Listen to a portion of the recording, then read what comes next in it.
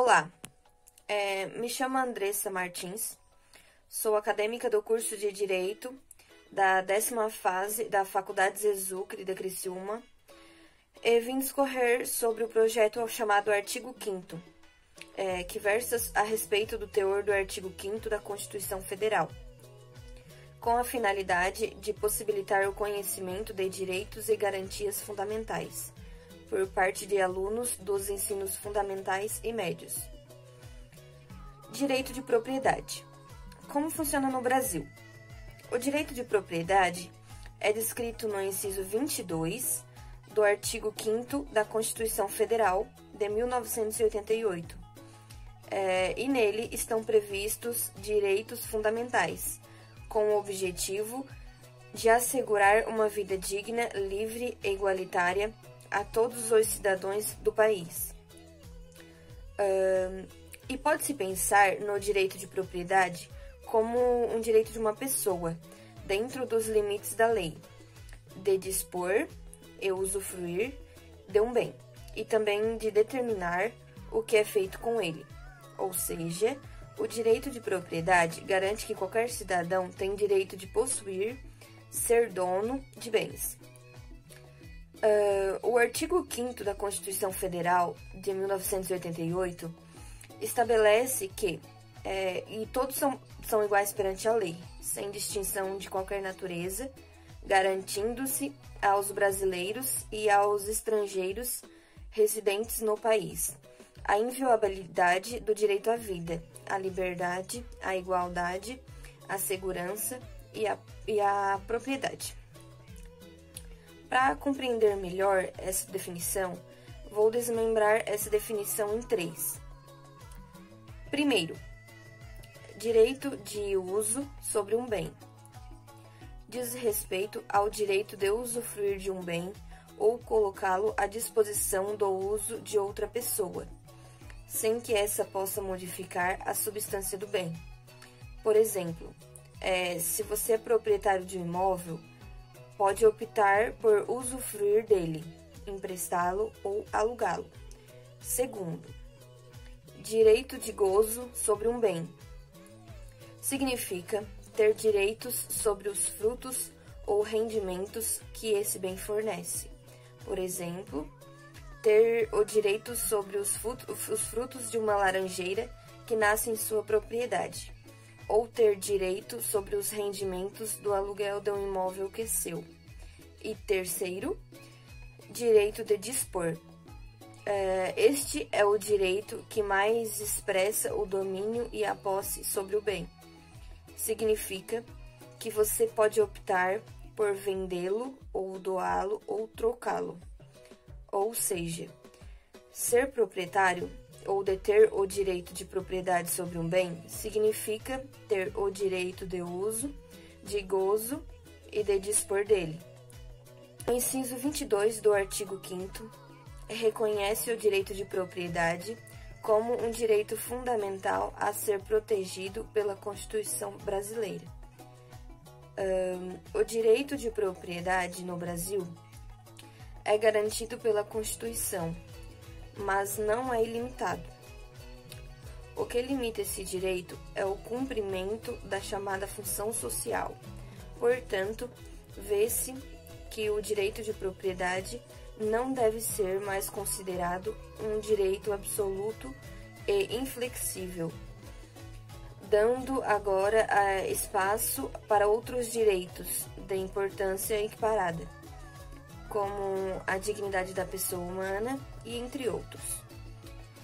Essas limitações são impostas com o intuito de preservar os direitos de terceiros, não os prejudicando, mas não somente com essa finalidade, porque também faz com que este direito seja exercido para o bem social, gerando inúmeros benefícios. No mais, o inciso 22, onde diz é garantido o direito de propriedade, quer dizer que quando uma pessoa se torna proprietária de algo, pode fazer o que quiser com a propriedade, dentro dos limites da lei. O direito de propriedade garante que qualquer cidadão, dentro dos limites normativos, tem o direito de dispor e usufruir de um bem, assim como obter rendimentos advindos de sua propriedade, como eu falei anteriormente. Ele é um direito fundamental assegurado pelo inciso 22 do artigo 5º da Constituição Federal. Mas vocês sabem quais os limites desses direitos? Para diversos autores, esse conceito pode variar de acordo com o sistema político ou econômico de cada lugar. Aqui no Brasil, podemos entender como o direito que a pessoa física ou jurídica tem dentro dos limites da lei, de usar, gozar, dispor de um bem.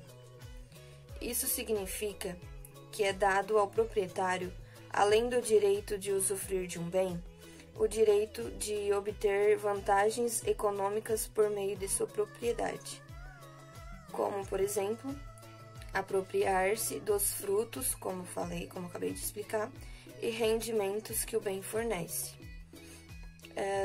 E o direito de escolha sobre a venda, doação ou troca de um bem de sua propriedade. Então, podemos imaginar que é somente com a determinação do direito de propriedade pelo Estado que algo como roubo pode ser definido. Por exemplo, para além disso, é também assegurado esse direito que questões de desenvolvimento econômico fazem sentido na sociedade atual. Ao longo da história constitucional brasileira, a forma como a propriedade é entendida pelo Estado passou por diversas transformações, decorrentes principalmente do momento histórico e político do país. Nas Constituições de 1824 e 1891, o direito de propriedade foi considerado na sua forma mais plena, como um direito absoluto, exclusivo e inquestionável. Em 1930, que esse entendimento mudou.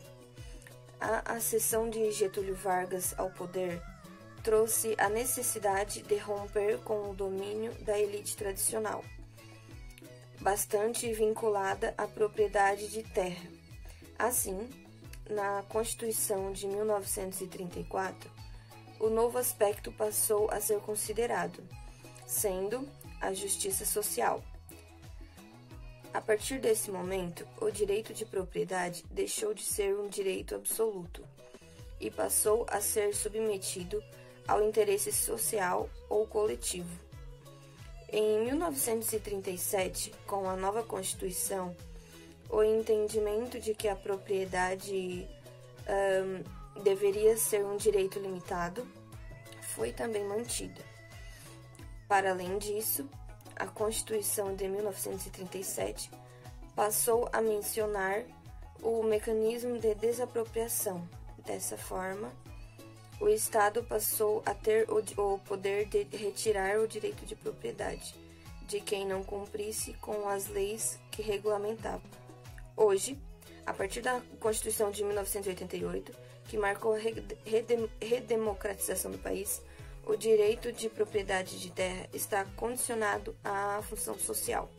Isso significa que toda propriedade de terra, tanto rural quanto urbana, deve cumprir uma função social determinada pelos estatutos da terra da cidade respectivamente.